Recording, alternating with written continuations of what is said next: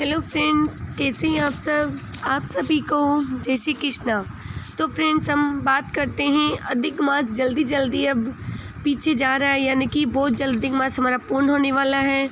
लेकिन इन बाकी दिनों में हमें ऐसे कुछ छोटे छोटे अच्छे उपाय करने हैं कि जिससे हम पूरा पुण्य पूरा फल ले सके, हमारी सभी मनोकामनाएं अधिक मास में पूरी हो जाए। छोटे छोटे ऐसे काम जिससे कि हम बहुत बड़े बड़े दान नहीं कर सकते हैं या पूजा पाठ नहीं कर सकते हैं, तो छोटे छोटे कामों से उपायों से हम अपनी पूजा को पूरा कर सकें और भगवान शिव से पा सके विशेष कृपा। तो इसी कड़ी में आ गया है प्रदोष व्रत। जी हाँ फ्रेंड्स, इसी कड़ी में हमारा रवि प्रदोष जो कि 13 अगस्त को आने वाला है, तो हम बात करते हैं उससे जुड़े कुछ ऐसी अचूक उपाय और बातों की जिससे कि हमारा प्रदोष व्रत पूर्ण हो जाए, और कुछ ऐसे उपाय जिसे यदि हम प्रदोष व्रत नहीं कर रहे हैं तो भी हम उपाय हमें करने चाहिए, जिससे कि हमारे सारे बिगड़े काम बने, दुश्मन भी हमारा मित्र बन जाए, हर काम में आने वाली बाधा दूर हो जाए। तो फिर से हम बात करते हैं हमारे फर्स्ट और पहले उपाय की। वो उपाय है हमारा, जैसा कि मैंने लिखा है कि शमी और कनेर के फूल से। जी हाँ फ्रेंड्स, अभी ही शिव पुराण की कथा में नया रवि प्रदोष का अचूक उपाय गुरुजी द्वारा बताया गया है।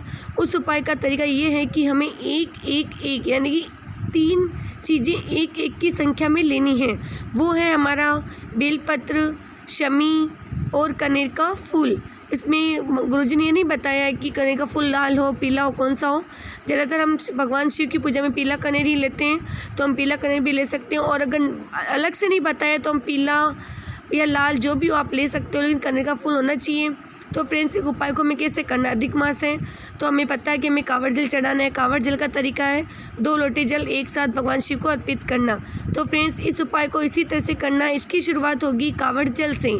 जी हाँ फ्रेंड्स, पहले हमें भगवान शिव को कांवड़ जल चढ़ाना है, फिर हमें रख देनी भगवान शिव के शिवलिंग पर एक बिलपत्र। जी हाँ फ्रेंड्स, वो बिलपत्र रखें, फिर उसके ऊपर एक शमी पत्र और फिर उसी के ऊपर एक कनेर फूल चढ़ाएं, और ऐसा करके अपने मन की मनोकामना भगवान शिव को कह दें।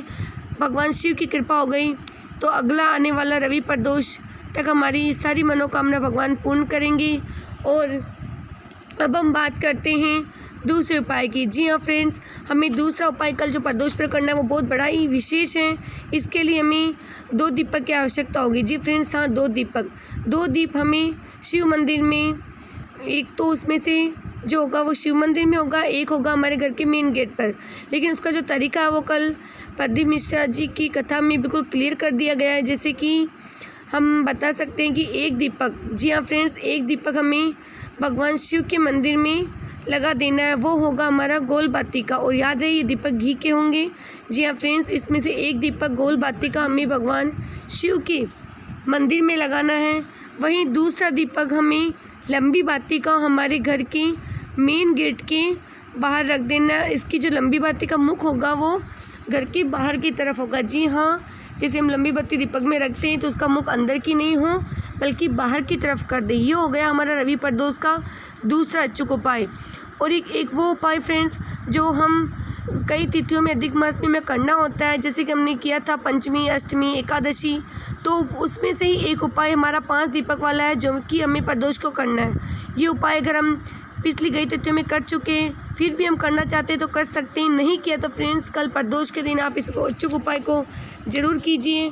उसका जो तरीका होगा वो आपको पता है कि लंबी बाती। जी हाँ फ्रेंड्स, हमें 5 दीपक में लंबी बाती लगानी है। ये दीपक घी के होंगे, और हमें धन संपदा के लिए, रोग बीमारी के लिए, यानी कि रोग बीमारी जो बढ़ चुकी है घर में जा ही नहीं रही है, उसके लिए, धन संपदा सुख समृद्ध संपन्नता के लिए हमें 5 दीपक वाला उपाय कल प्रदोष को ज़रूर करना है। इसका तरीका हमने आपको पहले बताया, फिर भी मैं आपको रिमाइंड करा दूं कि ये 5 दीपक हमें घर के मंदिर में प्रज्वलित करना है और फिर घर के मेन गेट के बाहर रख देना है। क्योंकि हालांकि इसे बताया गया कि इसमें से एक दीपक हम तुलसी, शिवालय, बेलपत्र, कोई नदी, तालाब यहाँ पे रख सकते हैं। लेकिन यदि ये सुविधा नहीं हो तो ये 5 दीपक आप अपने घर के मंदिर में जलाकर और फिर भगवान से शुभ की अच्छी मनोकामना करके इन 5 दीपक को हमें घर के मेन गेट के बाहर रख देना है। अब फ्रेंड्स, अब एक ऐसा अचूक उपाय बताया है और कथा में लकुलेश महादेव के नाम से। जी हाँ फ्रेंड्स, लकुलेश महादेव के नाम से एक अचूक उपाय बताया गया है प्रदोष के लिए। इसी प्रकार ये उपाय जो होगा हम प्रदोष को भी कर सकते हैं, शिवरात्रि को भी कर सकते हैं और सोमवार को भी कर सकते हैं। लेकिन ये उपाय प्रदोष में भी होगा, तो इसकी डिटेल मैं आपको ज़रूर दूंगी।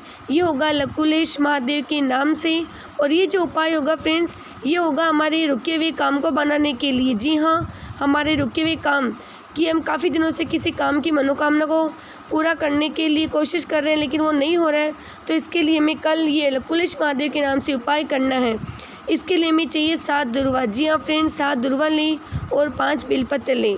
इसे हमें श्री शिवाय नमस्तुभ्यम बोलते हुए, अपनी मन की मनोकामना बोलते हुए, पहले हाथ में लेंगे हम बेलपत्र और दुर्वा को, फिर अपनी मनोकामना बोलेंगे। इसके बाद श्री शिवाय नमस्तुभ्यम कहते हुए हमें कल सुबह या शाम दोनों ही समय में उपाय कर सकते हैं। यदि हम प्रदोष में कर रहे हैं तो हम शाम को कर लें। हालांकि गुरुजी ने कहा है कि आप सुबह भी कर सकते हैं, लेकिन आप मान लो प्रदोष की पूजा आप शाम को करना जाते हैं मंदिर, तो आप शाम को कर लीजिए। और प्रदोष की पूजा आप घर पर ही करते हैं तो सुबह आप मंदिर जाके इस उपाय को करा सकते हैं।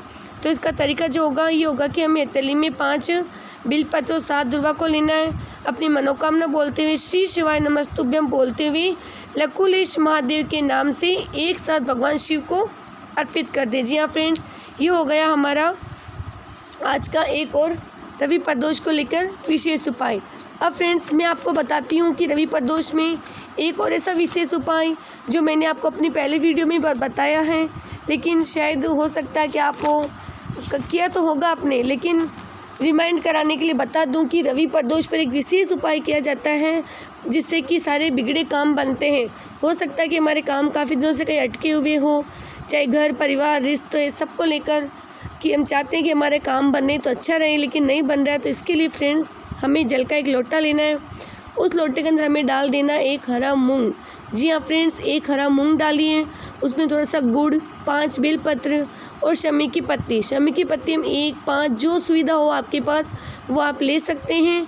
और प्रदोष काल में भगवान शिव को ये सब अर्पित करते हैं। इससे भगवान शिव अत्यंत प्रसन्न होंगे और हमारे सारे बिगड़े काम बन जाएंगे। इसी तरह हम एक उपाय ये भी कर सकते हैं कि 1 लोटे जल में 5 बेलपत्र, जी हाँ फ्रेंड्स, केवल 5 बेलपत्र डाल करके भी हम बेलपत्र की जड़ में इसे अर्पित करें और वहाँ घी का दीपक जला दें।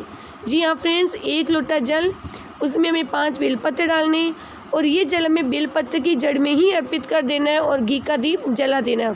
और याद रहे फ्रेंड्स, जो मैंने आपको पहले उपाय बताया था हरा मूंग गुड़ वाला, जल चढ़ाने के बाद उससे हमें थोड़ा सा कलश में वापस लेना है और पूरे घर में भगवान शिव की कृपा हमारे घर में आ चुकी है, हमारी मनोकामना पूर्ण होगी, ऐसे भाव रखते हुए हमें पूरे घर में छिड़क देना है।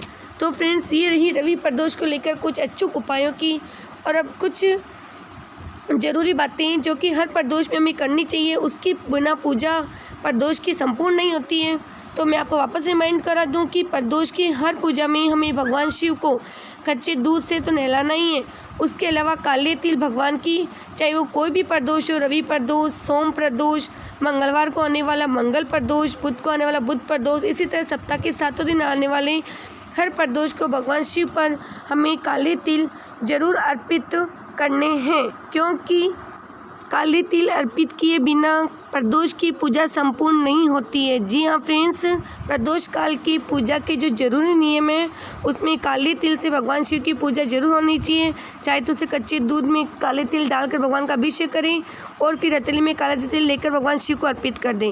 इसी तरह तुलसी मंजरी, जी हाँ फ्रेंड्स, तुलसी मंजरी भी भगवान शिव को प्रदोष काल में जरूर अर्पित करें। तुलसी मंजरी के बिना भी भगवान की प्रदोष की जो पूजा है वो अपूर्ण मानी जाती है। और हो सकता है कि आप व्रत नहीं कर रहे हैं तो भी आप प्रदोष काल में भगवान शिव को जल अर्पित करें और दीपक, जी हाँ फ्रेंड्स, प्रदोष काल में भगवान शिव के नाम से अपने घर के मेन गेट के बाहर या हो सके तो आप मंदिर में भगवान शिव के लिए दीपक जरूर जलाएं। शिवालय जाकर जलाएं तो और भी अच्छा होगा, क्योंकि कहा जाता है कि प्रदोष काल में यदि हम व्रत नहीं करते हैं प्रदोष का, फिर भी यदि भगवान शिव के नाम से प्रदोष काल में जल अर्पित करके दीपक जला दें तो हमें प्रदोष व्रत का पूरा फल मिलता है। जी हाँ फ्रेंड्स, तो कैसी लगी आपको मेरी जानकारी प्लीज़ कमेंट बॉक्स में करके ज़रूर कहें और चैनल को सब्सक्राइब कीजिए।